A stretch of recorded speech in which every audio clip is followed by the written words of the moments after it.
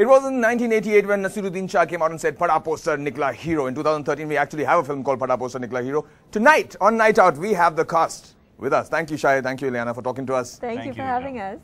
Excited? Nervous. Really? Past the excitement, excited, mad phase. It's more of very nervous now.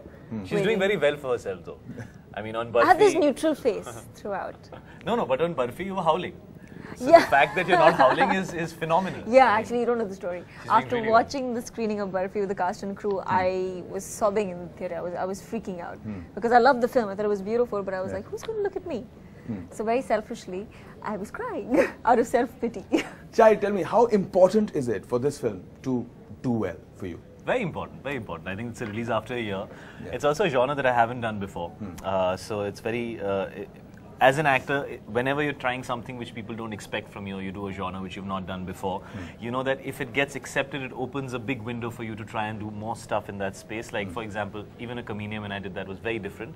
And I see this in a similar light in terms of the fact that I haven't done a masala entertainer before. I haven't played an out-and-out comic part before. I haven't played a role which is meant to entertain the audience before. What did you think of the film when it was first offered to you? I mean, I've seen a couple of Raji's films. I've seen Andaz Apna Apna and I've seen Ajab Prem, and I knew it was going to be a commercial film. I loved his comedy that he has in films. You know, his lines are really unusual in every film that you've seen of his. So I knew it was going to be a funny film, but I didn't think it was funny on this level. Weren't you supposed to do that film? Ajab Prem Ki Gazab Kahani. Now you're coming out of that poster.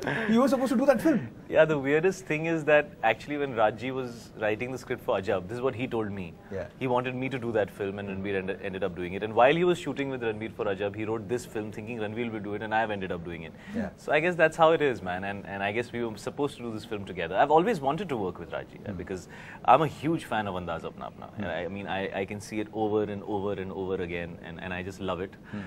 So there was always this desire to work with him, especially in a comic space, because, you know, I'm a fan of his movies. When you conceive a film, right, when you hear a story, if you, even for example Barfi that she's talking about, if you just talk about the story of the film, it could seem like a film which might not appeal to the mass of the country, but it was made so well and it was performed so well that eventually when it became a complete product, its appeal became much larger than maybe just the idea.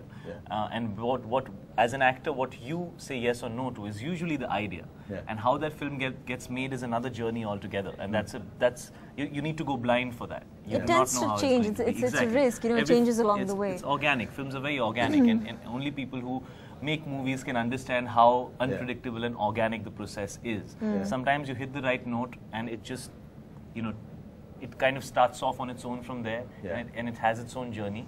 And sometimes you're constantly struggling to find the right note, and somehow you've not found that exact sur or space that you're looking for in a movie.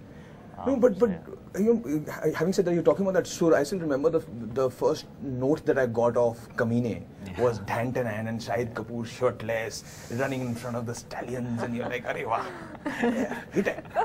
I know, seriously. And then there was a SARS virus happening. There was a SARS virus. Nobody went to watch the film. I mean, it didn't release, dude. It didn't release in Maharashtra. It didn't release in Maharashtra and Gujarat. Yeah. It actually released, I think, 6 days later or something, on the next Wednesday. And you know how important the weekend is. And Mumbai and Gujarat are 30% of the collection of the country. So you think you're unlucky like that? I mean, ouch. Kaminey, I don't think so.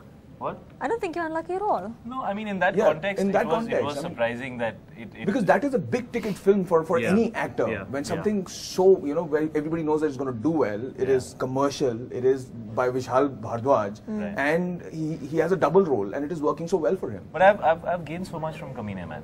Okay. I think the box office of the film was good.